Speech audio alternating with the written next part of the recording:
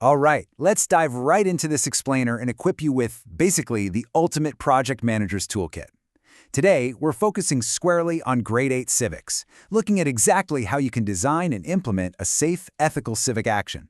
Whether you're looking at your own neighborhood, your school, or your city at large, having a great idea simply isn't enough. You need a structured, lawful plan to actually turn those ideas into reality. Here's our quick roadmap for today. What civic action is, choosing your path, separating facts from preferences, building your plan, keeping it safe and ethical, and finally, a quick recap and next steps. Okay, part 1. What is civic action? Power to the people. We're going to start by defining exactly what it means to step up as a citizen in a constitutional democracy. So here's the absolute crucial point. Civic action, it's not just something politicians do. It's about ordinary people like you and me, working together to fix real-world problems. You know, in our democracy, the whole system relies heavily on the responsible participation of its citizens. This means addressing issues collaboratively. You really don't have to wait around to be elected to public office to make a tangible difference in how your society operates. By the time you're in 8th grade, the expectation is that you can look at a problem through multiple disciplinary lenses, figure out how it's affecting people, and then, and this is key, apply deliberative and democratic procedures to actually take action. It's literally about moving from just complaining about a problem to doing something about it. Moving on to part 2, choosing your action path. 4 ways to make a difference. Once you spot an issue, how do you actually go about fixing it? Well, you've got 4 main pathways here.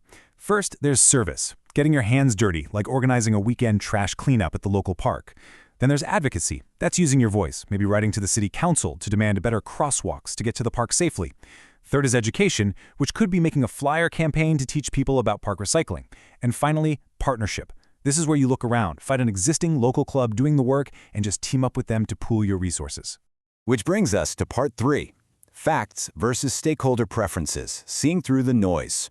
Let's stick with our model issue of improving a local park and see how this builds our media literacy skills. It is so important to separate a measurable objective fact from a subjective preference pushed by a specific group.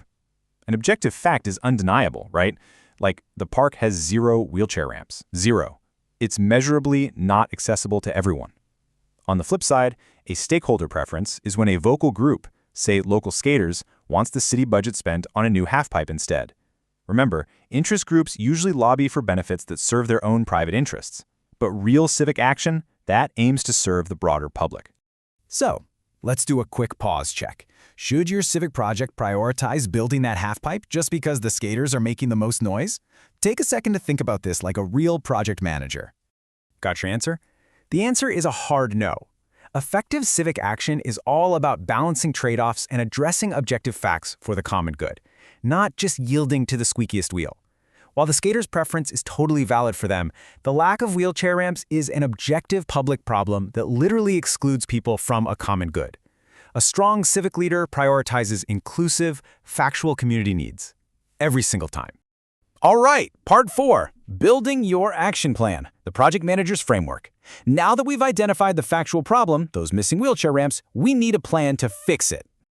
You absolutely have to map out these 4 logistical steps to avoid that classic dreaded group project trap, where one person ends up doing all the work. First, permissions. You can't just show up and pour concrete in a city park. You need approvals from the local government. Second, roles. In political science, we talk about the free rider problem, where people reap the benefits without contributing.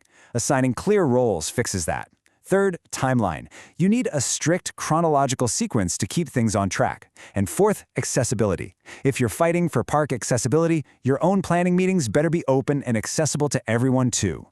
Next up, part 5, ensuring safe, ethical actions. Boundaries of civic virtue, because look, a brilliant plan means absolutely nothing if it crosses ethical lines or breaks the law. These are your non-negotiable guardrails to keep your action legitimate. You need risk controls, meaning don't put your volunteers in physical danger, like working near busy traffic without safety gear. You need lawful action. That means no trespassing, securing your permits, and respecting the First Amendment. And you need ethical boundaries. You gotta practice civility, tolerance, and mutual respect, even when you're dealing with city officials or groups who might completely disagree with your timeline. Time for another quick pause check to test those boundaries. Imagine your team is getting super frustrated with the city's slow response, so you organize a massive protest on private property right next to the park. And you do it without pulling any city permits. Is this a safe and lawful civic action? Yeah, that is definitely a no. Trespassing without a permit directly violates the need for lawful permissions and introduces a ton of unnecessary risk. Now, the First Amendment absolutely protects your right to protest and speak out, but time, place, and manner restrictions still apply. If you're on private property without a permit, you're risking safety, risking legal trouble, and honestly, you risk damaging the credibility of your incredibly important cause. This is exactly why applying true civic virtues, like respecting legitimate authority, following agreed-upon rules, and reaching judgments deliberately, is expected of you. Following the law and acting ethically, it isn't just a friendly suggestion, it's the very foundation of how we effectively participate in a democratic society. Finally, Part 6, Recap and Next Steps. Your turn to lead. Let's wrap up this explainer and quickly review the powerful toolkit you just built. Define the public problem using objective facts. Choose your path: service, advocacy, education, or partnership. Separate those facts from loud stakeholder preferences, build a structured plan covering permissions, roles, timelines, and accessibility, and always maintain your risk controls and ethical boundaries. Check off those 5 rapid-fire steps, and you are well on your way to becoming a highly organized, incredibly effective civic leader. So, I want to leave you with this final question. Look around your own neighborhood. What is one local issue where you could safely apply this civic action toolkit tomorrow? Civic life is not a spectator sport, guys, and your community needs your energy. The tools are in your hands, so find a factual problem, build your plan, and get to work making your corner of the world just a little bit better. Thanks for joining me on this explainer, and I'll see you next time.